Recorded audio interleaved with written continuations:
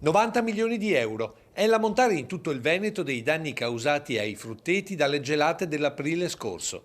Ennesimo effetto tangibile dei cambiamenti climatici di fatto entrati definitivamente nel ciclo delle stagioni.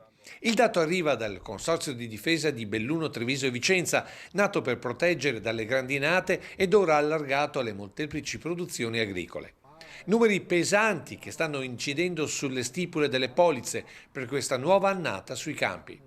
Effettivamente stiamo riscontrando una difficoltà seria ad assicurare gli agricoltori, soprattutto alcune culture, dai rischi da gelo.